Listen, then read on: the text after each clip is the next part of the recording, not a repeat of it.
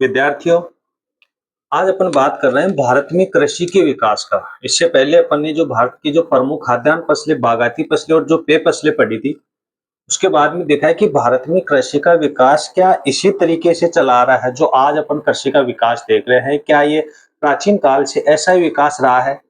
क्या भारत में कृषि के विकास में कुछ उतार चढ़ाव आया है?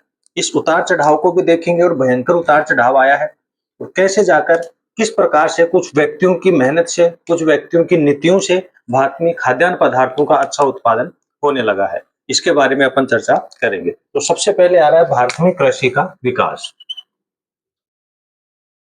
भारत में कृषि का विकास यानी भारत में कृषि का जो विकास है ना, वो कैसे हुआ है? प्राचीन काल में इसमें अगर देखा जाए तो कुछ एक बिंदु के आधार पर अपन चर्चा कर लेते हैं। तो जैसे मान लो प्राचीन काल में भारत का कृषि के बारे में अगर अध्ययन किया जाए तो प्राचीन काल में क्या था कि भारत में कृषि का विकास का स्तर अच्छा नहीं था, क्योंकि उस समय अंग्रेजी शासन काल वगैरह, उससे राजा महाराजाओं की जो नीतियां थी उसके कारण कृषि को ज्यादा बढ़ावा बढ़ावा नहीं दिया जाता था, क्योंकि कृषि किसान करता था और राजा महाराजा आकर उसे वो अनाज लूट कर ले जाते थे या जबरदस्ती लेकर चले जाते थे। तो ज्यादातर अपन ये कह सकते हैं कि उस समय में कृषि का ज्यादा विकास नहीं हुआ था। लेकिन फिर समय के साथ कुछ परिवर्तन हुआ। समय के साथ परिवर्तन हुआ तो आजादी के बाद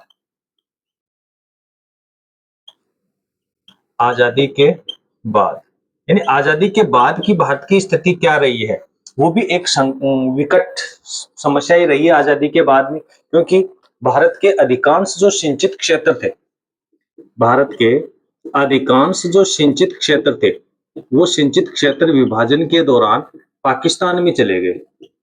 विभाजन के दौरान पाकिस्तान में चले गए। तो ऐसे में भारत में फिर कृषि का संकट उत्पन्न हो गया और खाद्यान्न पदार्थों का अभाव उत्पन्न हो गया। यानी सिंधु नदी और उसकी सहायक नदियों का क्षेत्र, ब्रह्मपुत्र और उसकी सहायक नदियों का क्षेत्र ज्यादातर बांग्लादेश और पाकिस्तान में चले जाने के कारण भारत में फिर कृषि योग्य क्षेत्र में कमी आई और कृषि उत्पादन उसमें कम होने लगा। लेकिन फिर धीरे धीरे 1950 के बाद ज्यादातर कृषि को बढ़ावा देने के लिए 1950 के बाद 1950 के बाद क्योंकि जैसे भारत आजाद हुआ, आजाद होते भारत के सामने सबसे बड़ी समस्या ये रही कि भारत को खाद्यान्नों के मामले में आत्मनिर्भर बनाया जाए। अगर भारत खाद्यान्नों के मामले में आत्मनिर्भर नहीं बनेगा तो हो सकता है भविष्य में कोई दूसरा देश भारत पर आक्रमण करके अपना अधिकार कर सकता है, या जिन देशों से भारत खाद्यान्न पदार्थ खरीद रहा है वो देश अगर खाद्यान्न पदार्थ रोक लेगा तो भारत पुनः दबाव में आ जाएगा। तो ऐसी स्थिति को देखते हुए उन्होंने कुछ कार्यक्रम चलाए, जिसमें आता है एक तो गहन जिला कृषि कार्यक्रम। गहन जिला कृषि कार्यक्रम, एक कार्यक्रम तो यह चलाया गया।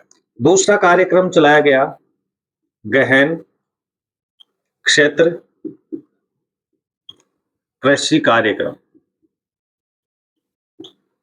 कार्यक्रम यानी इन दो कार्यक्रमों के माध्यम से भारत के उन क्षेत्रों का चयन किया गया जो क्षेत्र कृषि के अनुकूल है, या अपन ये कहें कि सबसे पहले जिलों का चयन किया गया कि कौन सा जिला कृषि के अनुकूल है, कौन भौगोलिक दशाएं कृषि के अनुकूल रखता है, कौन से जिले के अंदर सिंचाई की सुविधाएं हैं, वहां की मृदाएं कैसी है, जल स्रोत क्या रहा है उनका, वहां का भौगोलिक वातावरण कैसा है।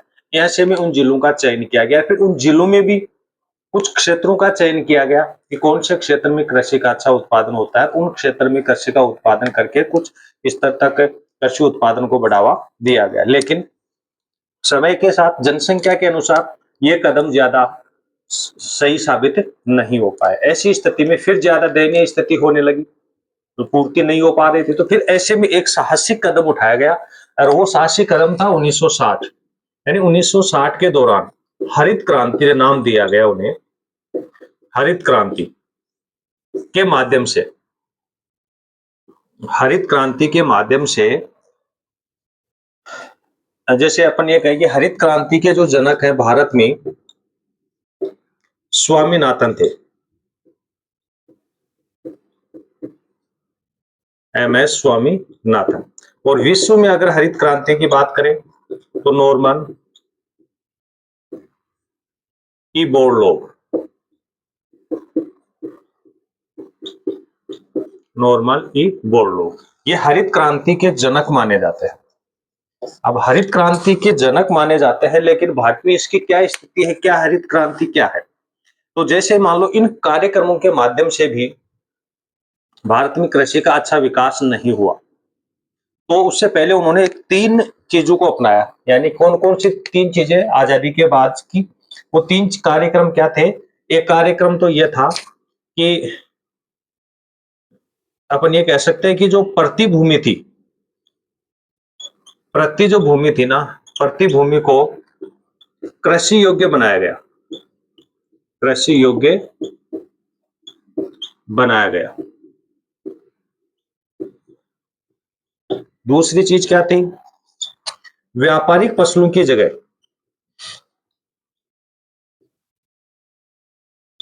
व्यापारिक फसलों की जगह है खाद्यान्न फसलें बोई गई।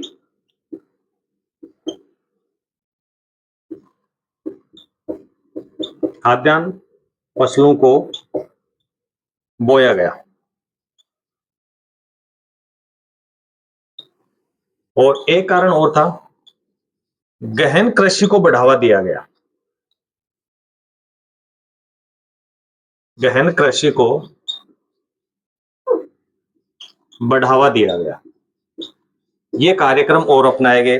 अब इसमें क्या कार्यक्रम की क्या भूमिका रही है वो देखना, कि प्रति भूमि को कृषि योग्य बनाया जाना। प्रति भूमि, चाहे उसमें वर्तमान प्रति भूमि हो, चाहे पुरातन प्रति भूमि हो, या कृषि योग्य व्यर्थ भूमि हो, उस सभी को कृषि के योग्य बनाया गया। यानी जितने भी जो उपकरण वगैरह थे, उन सभी उपकरणों को काम में लिया गया, खेतों की अच्छी बुआई जुताई की गई, और उस पर बीज डाला गया, और वहां से अच्छा उत्पादन करने की कोशिश की गई।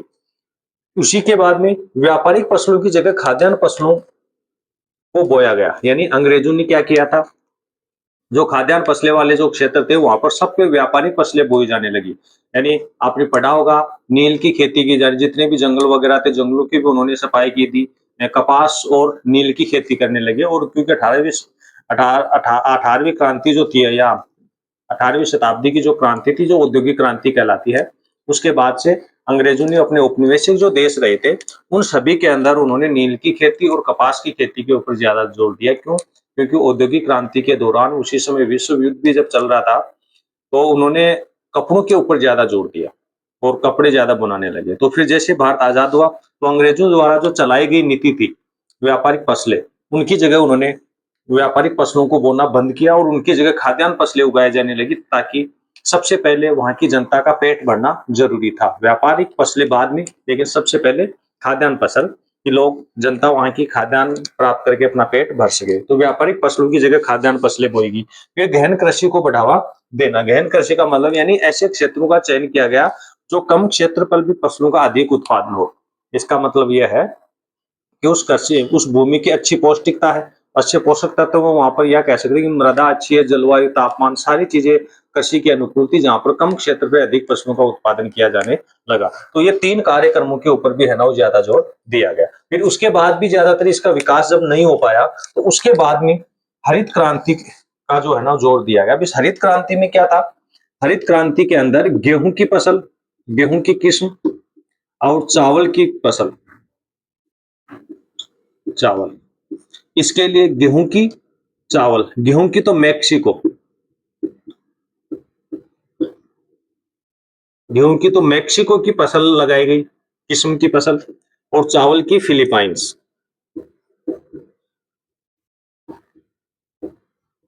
या फिलीपींस कहें, ये किस्म लाई गई। अब इन किस्मों के लिए क्या देखा गया, कि इन किस्मों को बोने के लिए हरित क्रांति के दौरान अपना पंजाब, हरियाणा, पश्चिमी उत्तर प्रदेश, आंध्र प्रदेश, तमिलनाडु, यानी ऐसे क्षेत्रों का चयन किया गया। और विशेषकर ज्यादातर इसके दौरान इन्हीं क्षेत्रों के ऊपर ज्यादातर इन किस्मों को आजमाया गया था। पंजाब, हरियाणा और पश्चिमी उत्तर प्रदेश, क्योंकि ये क्षेत्र ज्यादातर नदी घाटी वाले क्षेत्र है। तो चावल की जो मेक्सिको की जो फसल थी, चावल की फिलीपींस की जो फसल थी, गेहूं की जो मेक्सिको की फसल थी, वो हरित क्रांति के दौरान भारत में लगाई गई और वहां से बहुत ज्यादा उत्पादन होने लगा। तब जाकर आज खाद्यान्नों के मामले में भारत जो है ना वो आत्मनिर्भर होता जा रहा है। यानी कि आज तो भारत की स्थिति ये हो गई कि भारत खाद्यान्नों को जो है ना वो निर्यात भी कर रहा है। तो यानी अपन ये कह सकते हैं कि भारत में कृषि के विकास में हरित क्रांति का बहुत ही बड़ा योगदान रहा है। इस हरित क्रांति के कारण ही भारत में आज कृषि का बड़ा बोलबाला रहा है। या अपन ये कह सकते हैं कि भारत में कृषि के विकास का प्रमुख जो आधार रहा है वो क्या रहा है? हरित क्रांति। हरित क्रांति यानी ये जो एमएस स्वामीनाथन के प्रयासों से भारत में इसे प्रारंभ किया गया।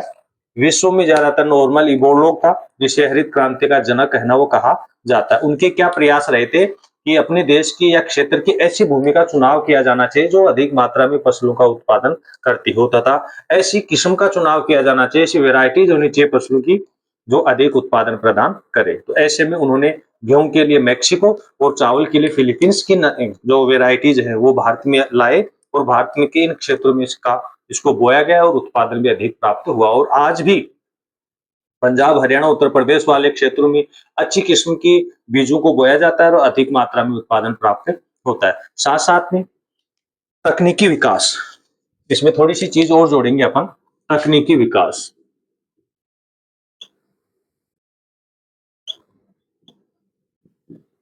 यानी इस तकनीकी विकास के कारण भी जो है ना वो कृषि का विकास हुआ है। तकनीकी के कारण भी क्या हुआ है? कृषि का विकास हुआ है। कृषि का विकास। अब इस तकनीकी विकास का अपन क्या भूमिका समझेंगे, इसका क्या महत्व जानेंगे। तकनीकी विकास यानी कि जैसे जैसे नई नई तकनीकें आ रही हैं वो कृषि के उत्पादन को बढ़ा रही है। कैसे बढ़ा रही है? पहले कृषि का जो उत्पादन होता था वो ज्यादातर घिसी पिटी प्रणाली के द्वारा एक ही बीज को लगातार कई वर्षों तक बोते रहते रहते, जिससे फसल का उत्पादन कम होता था क्योंकि उनको व्यापार से कोई मतलब नहीं था, सिर्फ अपना स्वयं का पेट भरना था और वो घर के बीजों को लगातार बोते थे जिससे अपनी आवश्यकता के अनुसार इसका उत्पादन हो जाता था। फिर जैसे जैसे नई तकनीकी आई, मशीनरी आई, मशीनरी के कारण पहले पशुओं से बुआई जुताई किया करते थे, खेतों की निराई गुड़ाई वगैरह होती थी, लेकिन आजकल मशीनरी आ गई है। वो मशीनरी कुछ मिनटों में भूमि की अच्छी निराई गुड़ाई जुताई कर देता है जिसके कारण फसलों का अच्छा उत्पादन होता है। जिसके लिए जैसे रासायनिक उर्वरक हो गए, वो क्या करते हैं कि पहले भैंस का गोबर वगैरह, गाय भैंस का जो पशु मवेशी होते थे उनके गोबर से काम चला लिया करते थे, लेकिन आजकल रासायनिक उर्वरकों का प्रयोग करते हैं जो पहले फसल से पहले भूमि में बोया जाता है, फसलों के साथ भी बोते हैं और फिर फसलों को ऊपर से भी डाला जाता है।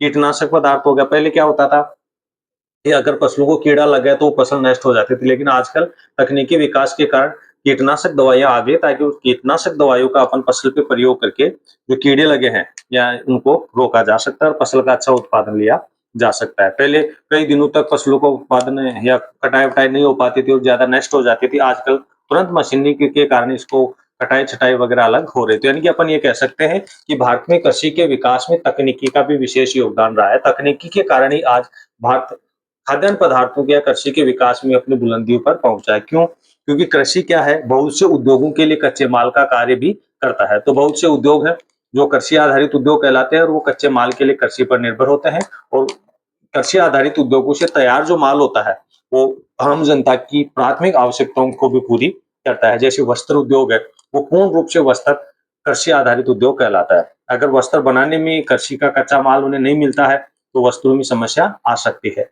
कोई अल्टरनेट व्यवस्था जरूर होती है, लेकिन कृत्रिम रेशे वगैरह से बनाए भी जाते हैं, लेकिन जो महत्वपूर्ण भूमिका इसमें कृषि की गई है। तो इस प्रकार भारत में एक कृषि का विकास था और कृषि के विकास में कुछ हमारे जो अनुभवी ज्ञाता जो विद्वान रहे हैं उनका भी सहयोग रहा है। जैसे भारत में एम एस स्वामीनाथन का और विश्व में नॉर्मल इबोलो की जो विचारधाराएं हैं, उनका जो दृष्टिकोण है, उनका जो नजरिया है, वो कृषि के विकास को बहुत आगे बढ़ा रहा है। इसके साथ साथ तकनीकी का भी विशेष योगदान रहा है क्योंकि तकनीकी के कारण भी कृषि का बहुत ज्यादा विकास हुआ है। तो ऐसे में कृषि के विकास से, क्योंकि आज जो अपन फसलें वगैरह कृषि क्रियाएं देख रहे हैं वो प्राचीन काल से ऐसी नहीं थी।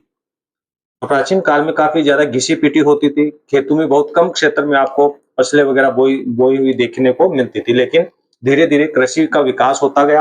कुछ ऐसी सरकार द्वारा भी कुछ सुविधाएं उपलब्ध करवाई गई जिनके कारण आज किसान अच्छी फसल का उत्पादन प्राप्त करता है और अपनी आर्थिक स्थिति में भी सुधार किए हुए है। इसके साथ साथ तकनीकी विकास का भी बहुत ज्यादा सहयोग रहा है। तकनीकी कारण नई मशीनरी वगैरह आई है। सिंचाई की सुविधा में भी इसमें सुविधाएं मिली हैं। पहले खुले से पानी दिया जाता था, आज पंप सेट वगैरह, हमारा सिस्टम ड्रिप पद्धति वगैरह आ रही है, जिससे कृषकों को देर तक जो है ना वो परेशान नहीं होना पड़ता। तो ऐसे में कृषि के विकास के अंदर कुछ विशिष्ट विद्वान तथा तकनीकी के विकास के कारण कृषि के विकास को बढ़ावा मिला है। लेकिन अब इसके साथ साथ भारतीय कृषि की कुछ समस्याएं भी रही हैं।